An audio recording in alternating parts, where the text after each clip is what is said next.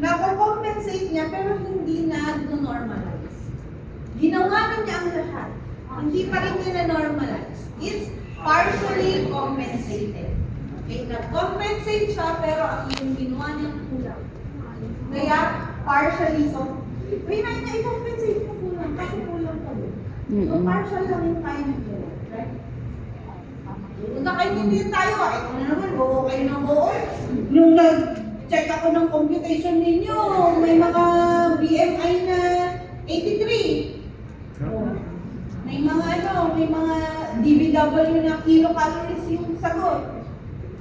Shit, ako yun. Oo ay oo ha. So, when you say alkalosis naman,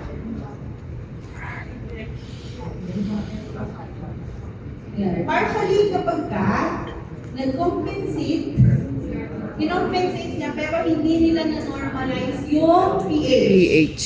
Kapag ka na-normalize niya yung pH dun sa ginawa niyang pag-increase ng bicarbonate, it's fully compensated. Okay? So, ang dami ng parte. Pero ito lang siya. Ganito lang siya intindihin. Simple lang siya. Okay? Pag alkalosis is high in pH, Low up. greater than 7.45. 45. Right? Intindihin nyo mag-exercise tayo mamaya. Bibigyan akong quiz. Okay, so here, usually, pag metabolic, you have increased, right? Bicarb. Anong gagawin ni lungs mo para makapag-compensate? You increase your CO2.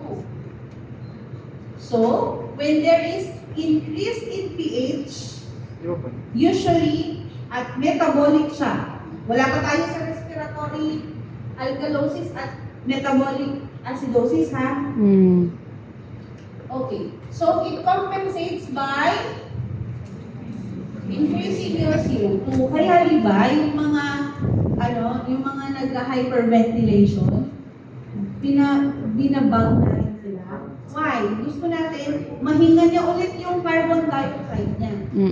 Bumalik sa kanya yung carbon dioxide na binuga niya.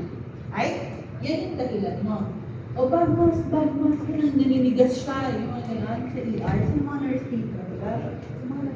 Ayun. So, when metabolic alkalosis happens, there is increase in bicarbonate. So, paano mo compensate yung respiratory system mo? Increase carbon dioxide. Dapat. Okay? So, this is when you say that it's compensated. Naintindihan nyo? Pag umakyat yung bicarb mo, dapat umakyat din yung Carbon. carbon dioxide so that you can tell that it's compensated. However, if your pH, if the compensation is not enough to bring this to normal, it's partially compensated metabolic Alkalosis. Now, here, we have cases na there is acidosis because there is decrease naman in CO2. Yung respiratory acidosis, yung mga pneumonia na severe, okay? Kasi hindi na sila nakakahinga ng maayos. Yung pataas ay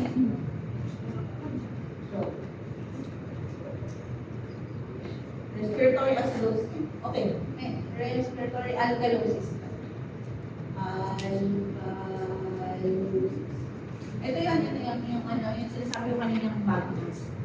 Hindi siya sa metabolic. Sorry. Kaya tayo din ginabag para bumalik yung CO2. Kasi wala na siyang CO2.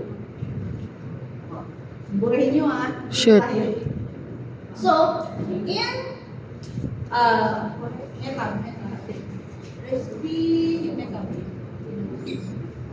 In metacidosis, there is decrease in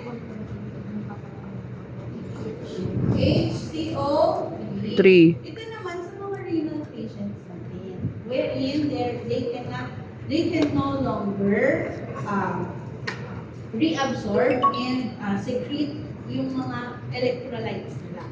Kaya diba, we do emergency dialysis for these patients. Why? Kasi these blood gases are life-threatening. Makakakita kayo ng biglang, kaya hindi totoo ang biglang namatay. Okay? Trabaho natin mga junior intern ang monitoring pagdating ng araw. We monitor our patients. Hindi pwedeng buhay yan. Normal ang BP ng alas 9, patay siya ng alas 2. Tayo ang unang nakaka-catch ng abnormalities sa vital signs. Kaya wag ninyong iti-take for granted ang monitoring pagdating ng araw. Okay? Kaya yun ang unang pinapagawa sa atin. To memorize the vital signs of our patient. Why? Doc, yung BP po niya nag-i-start po mag-drop. Kayo ang makikita ng pattern. Doc, yung RR po niya increasing. So makikita mo doon. Makikita mo doon na